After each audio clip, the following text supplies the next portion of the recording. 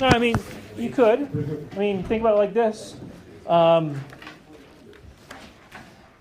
You approach something with a goal to succeed. Wouldn't failure be the exact inverse of what you were wanting? Yes. That makes sense? I want to make sure we have an understanding of what the word inverse means. Doesn't the word inverse mean the exact opposite of something else? Okay, so this would be like the logic that people will use sometimes for health.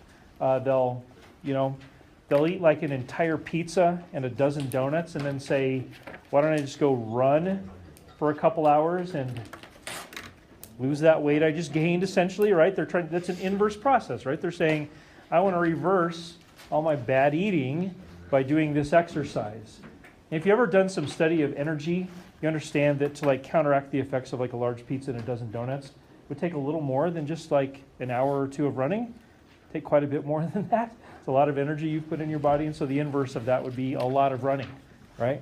And so the word inverse essentially means opposite. So let's go over some properties of these inverses. We'll do a little exercise here, and we'll be done with this part. So what are inverse functions? If we could just take this down to a math level, how do inverse functions behave towards each other? How do they interact?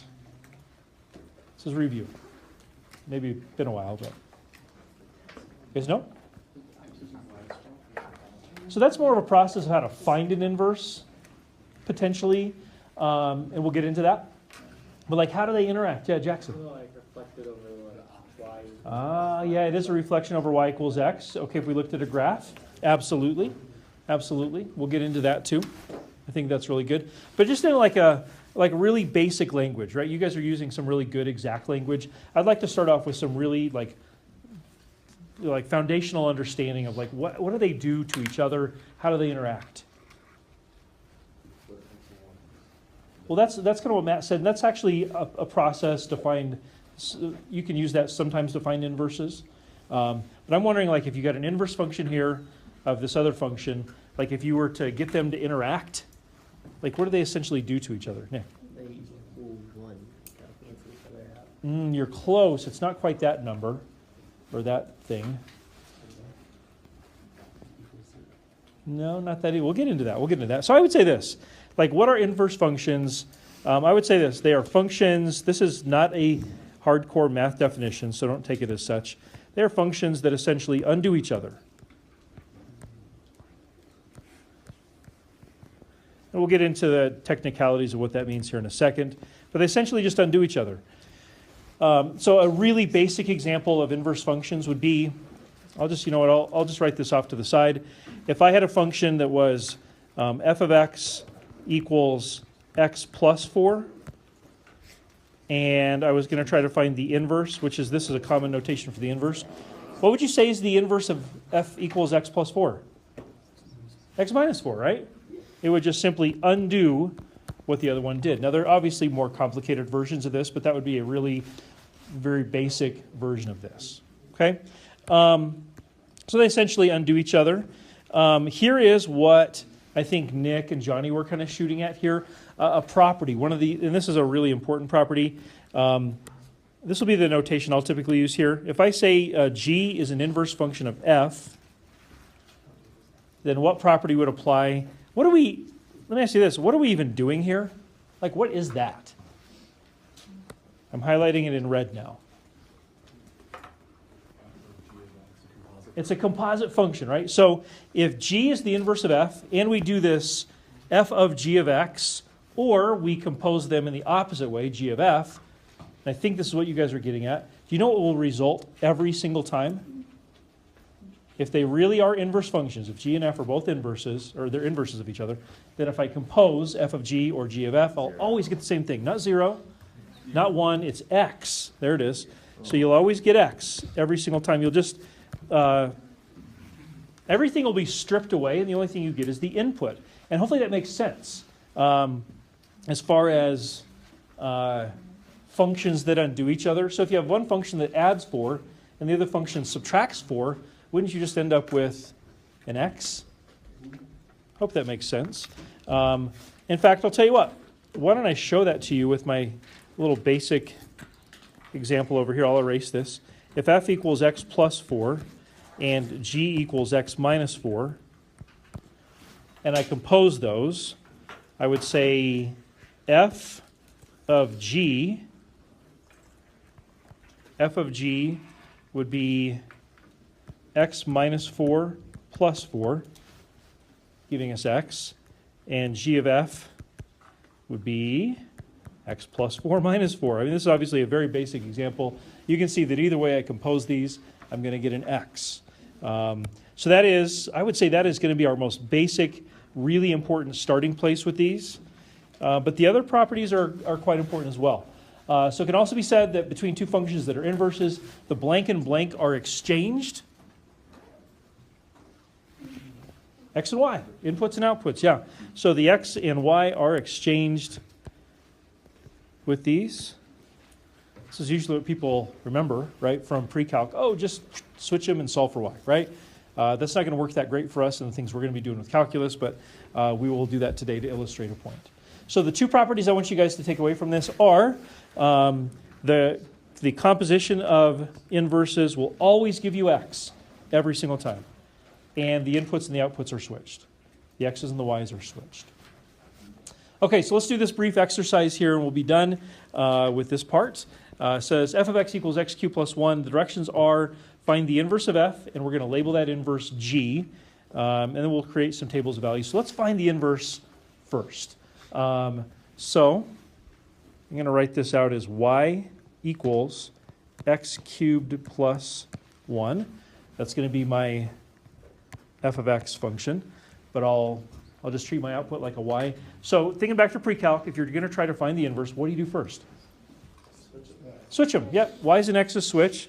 So this would be x is equal to y cubed plus 1. And once you've done that, then we solve for y. So it'd be x minus 1 equals y cubed, and then cube root. So cube root of x minus 1 is equal to y, and that's equal to the inverse of f, aka we're going to call that g. Make sense? And this is going to be a pretty standard thing that we'll do in this class. I'm going to always rename the inverse g simply because if you think about what we're doing in calculus, can you see how somebody could get the little prime for derivatives confused with the little minus 1 that we use for inverses? And especially if you're doing the derivative of an inverse, there's going to be a little minus 1 and a prime. You're going to be like, which one goes where? And if you just get rid of that minus 1, all of a sudden it gets a little bit easier. It seems silly, but I think it's really effective. Okay, question? What if it was like fx equals x squared, and then you try to find the inverse of that? Would it be a plus or minus? So f of x equals x squared is not 1-to-1. It doesn't pass the yeah. horizontal line Right, test, remember that. and so you can't find a distinct inverse. Oh, So, well, the person writing the questions for your quizzes and tests needs to be careful with that. Okay, so here's what we're going to do. We've got two functions here, and if we did things right, this and this are inverses, if we did it right.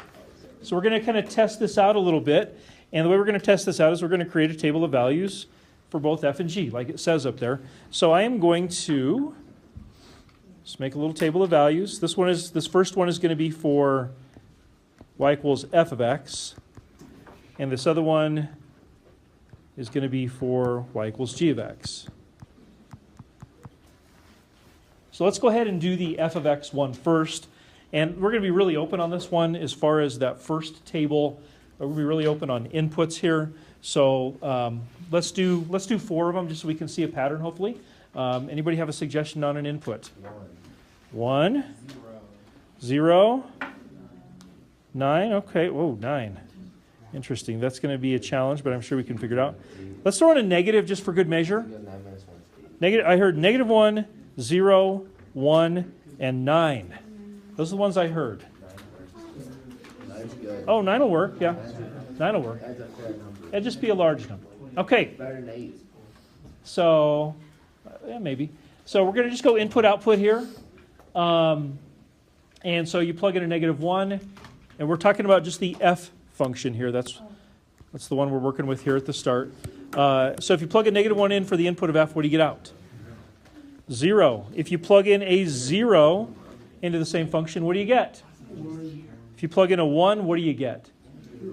And if you plug in a 9, 730, yep.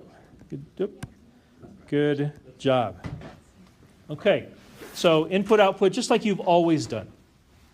So we're going to take, hopefully, what will be an interesting strategy here. Instead of just being random with our x's on the other table, what I'm going to do is I'm going to use these numbers. I'm going to use the outputs for what I just got. And if we did this right, then all of the outputs for g of x should match the inputs for f of x, if we did it right. So let's try it out. I've got this other function over here, the one that we are saying is the inverse. It's the cubed root of x minus 1.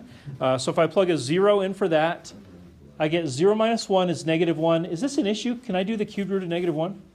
You can. Remember, you can do an odd root of a negative. You can't do an even root of a negative. So the cubed root of negative 1 is negative 1. I plug in a 1. This is easy, right? Cubed root of 0 is 0. You plug in a 2. 2 minus 1 is 1. Cubed root of 1 is 1. And finally, 730 minus 1 is 729. And we all know, of course, the cubed root of 729 is 9. Yeah, true. So the idea here is that you can see how between these two tables, these two functions, we're thinking that they're inverses based on what we did. You can see that for all of them, the inputs and the outputs have simply been switched around.